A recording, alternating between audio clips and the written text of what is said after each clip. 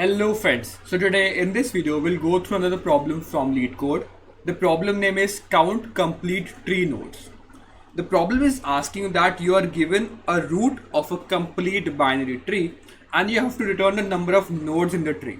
Now the problem seems very simple, that you just have to count out number of nodes in a particular tree. But try to see the design also. The problem is asking you to design the algorithm such that it runs in less than O of n time complexity. Now what you can see here is that if you use some standard DFS or BFS approach to run over this whole tree, you will eventually iterate over every node and thus the time complexity turns out to be O of n.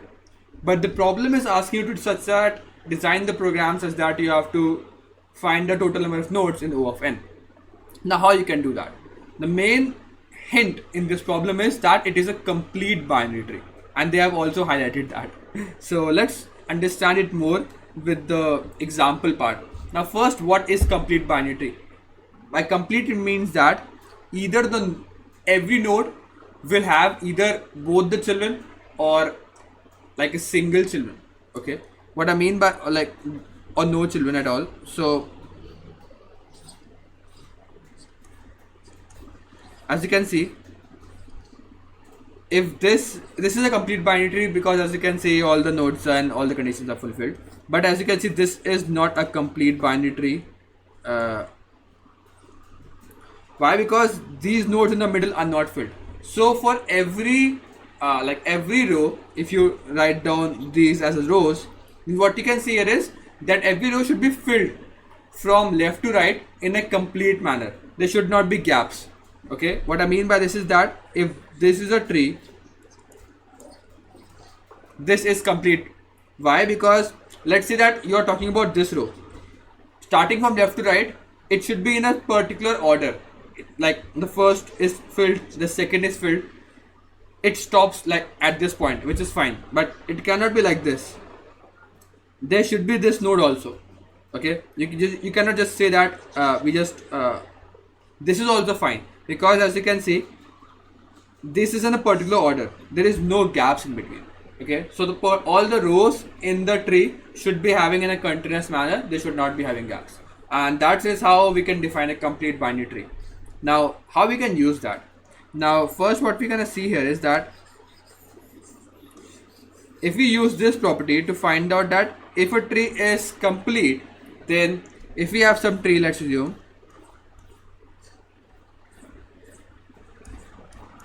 I have this tree, using this particular node as the top node, what we can do here is just find out the height and using the left side.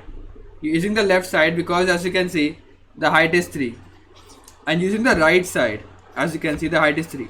How we are finding out the height? We just keep on going down the left lane, okay, and also down to the right lane.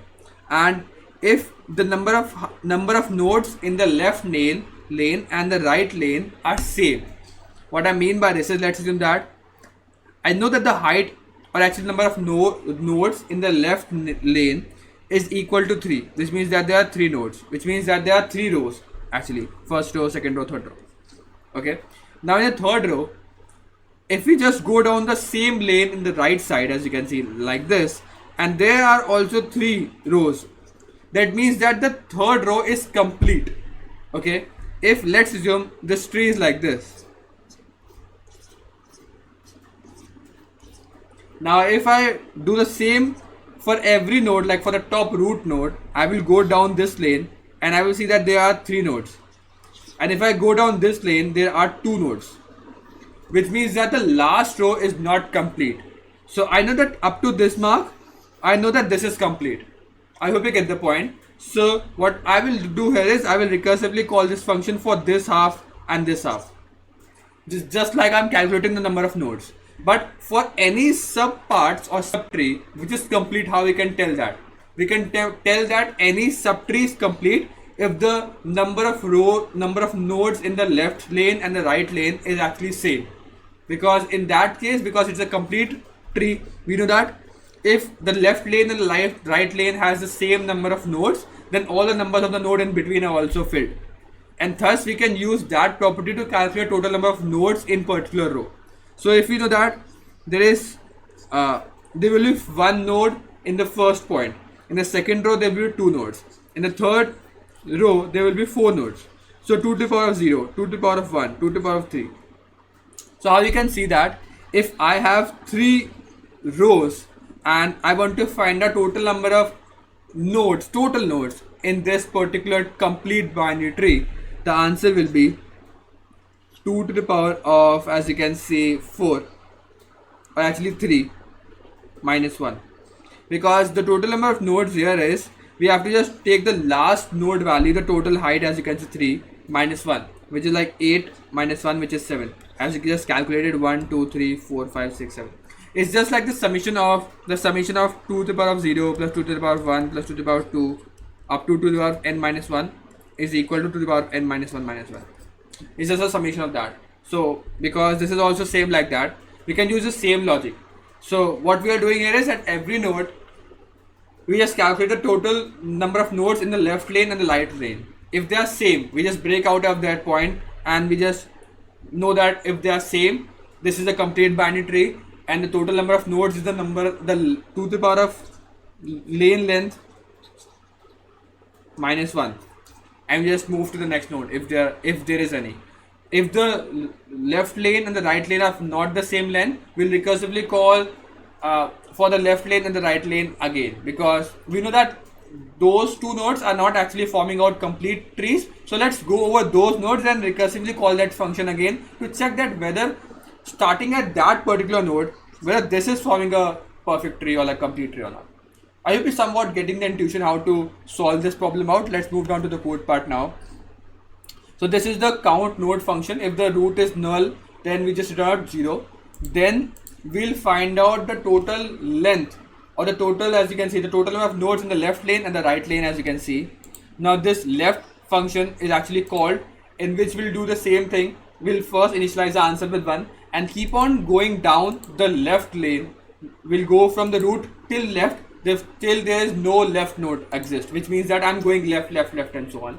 And we just return out to total number of answer. We're just keeping adding answer at each node, because we are calculating total number of nodes in the left half from that particular node. And we'll do the same thing for the right side. If the right and the left turns out to be same, it means that the total, like this particular tree, is actually a complete tree. So what we'll do, we'll do is the total nodes between these two lanes is equal to the power of 2 to the power of total length minus 1, as I've told you. Else, if this is not the case, we'll recursively call this function on the left side and the right side, and we have to include the current node I am on, so plus 1.